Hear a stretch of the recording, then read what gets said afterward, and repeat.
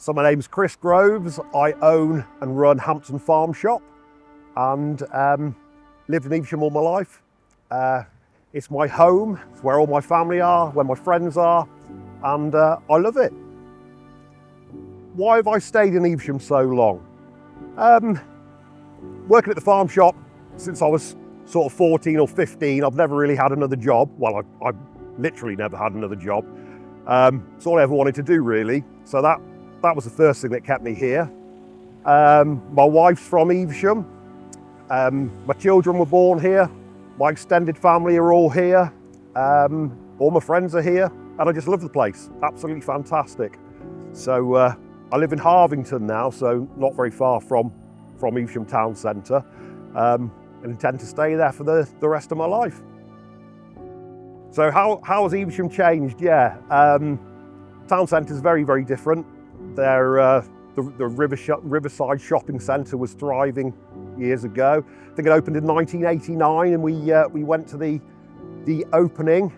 I think I went with cubs or beavers, and I think I'm right in saying it was Princess Anne that opened it. I think we were all waving flags, and it was amazing. So we didn't expect 30 odd years later for it to be in disarray like it is.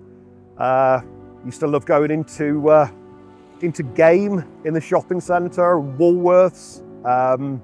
There was good cafes in there. The Three Cooks, I think, was in there. Yeah, that's a real shame that that's how it is now. The traffic, I don't think the traffic was like it is now when we were kids. The one-way system, how it used to be, was good when you could go two-way down Millbank. It's a shame that can't be put back to the way it was, but I'm sure somebody will tell me the reason why. We've asked before, but nobody's ever come up with a real good answer. It's still beautiful. We've still got the Crown Meadow, and well, obviously that's not been built on, which is a good thing. Got the River Avon, the fishing festival that's been going for so many years. It used to be called the John Smiths when I was younger. I think they pulled out their sponsorship, and they were concerned whether it would continue, but it did, luckily. It's a major draw. The ferry, went down the ferry a couple of Sundays ago to meet a couple of family members and had a pint down there. That was lovely. It's a good place. A lot of changes, a lot still the same. Some of the shops have been here for years and years, including mine. We've still got Lawrence's Bakery, which is lovely. Quite like their lardy cakes, sausage rolls, donuts, bread, everything. I can name it all, I won't. Yeah, lots of changes really. So yeah, I always come across as happy and confident and everything else, and I am. Yeah, I'm a glass half full, not glass half empty. Yeah, always smiling. I've got a good life. I've got a lovely family, lovely wife, lovely kids, mum and dad, brothers and sisters, loads of friends. Yeah, life's good, but I do suffer. I've got clinically diagnosed OCD, which isn't your hand washing and cleaning, unfortunately. My wife would like it if I was super tidy, but that's not the case. Mine's a version of it called Pure O, which means pure obsession. There's no outward compulsions that you would see, so people would realise I've got OCD.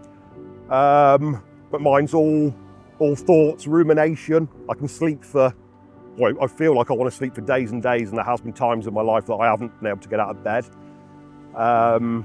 So yeah, I'm really passionate about mental health.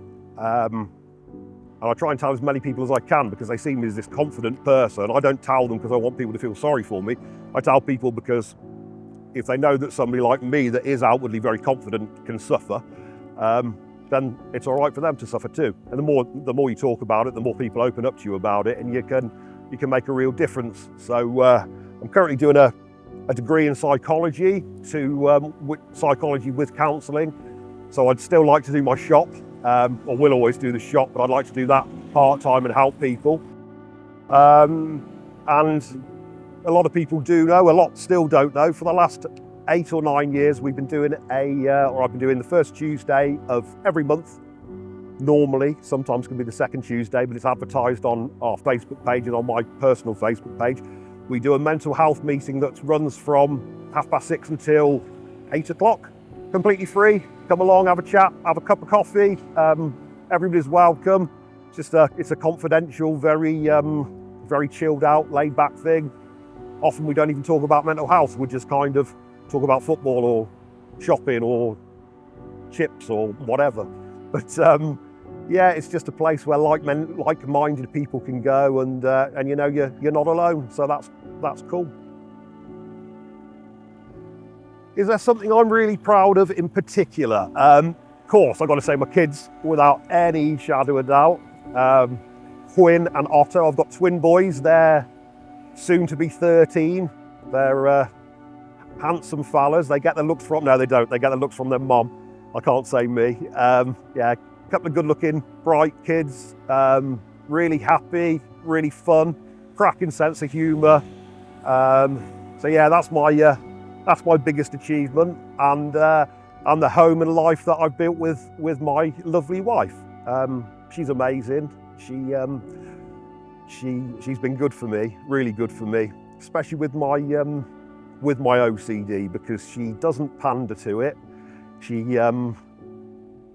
doesn't say snap out of it, because that's the worst thing anybody can say. But she doesn't let me wallow in self-pity when it's bad. She says, yeah, you'll be all right. She distracts me, gets me to do something else. But she's still always there to talk to if I do have a problem and want to talk about it. So yeah, my wife, my family, my home, and my kids, that's my biggest achievements without a doubt. If I could teach people one lesson, what would it be? I'll give you two. First one is time. Time flies by. People used to say that to me when I was a kid. Oh, it flies by. Since I've had kids, it is really accelerated. It's just absolutely unbelievable. I'd like to think I've used most of my time wisely. Don't think I've got any regrets, but yeah, it does really, really fly by. So absolutely make the most of it. The other lesson that I try and tell other people, or the other thing I'd like to get across to other people, is it gets better. So nothing is permanent. When I've had some real dark days, not just with OCD, but with one thing or another. But everything, I'm sat here now talking and laughing. So every bad thing that's ever happened in my life, I've still got to this point, and I'm still sat here now being able to laugh and joke. So today's a good day. So all those bad days, and there'll be more bad days in the future for everybody, but they do pass. It's never permanent, however bad you feel. What do I love about our community? Without a doubt, the people. The people in Evesham are, with very few exceptions actually, are really, really nice. There's good and bad everywhere you go, but particularly round here, I think it's lovely. Everybody talks to each other. There's always somebody ready to listen. I heard a story the other day about a friend's husband was in Morrison's, I think, and somebody came up to him, didn't know this person. This person said to him, "Are you okay?" And the guy's husband said, "Yeah, I'm fine, thank you."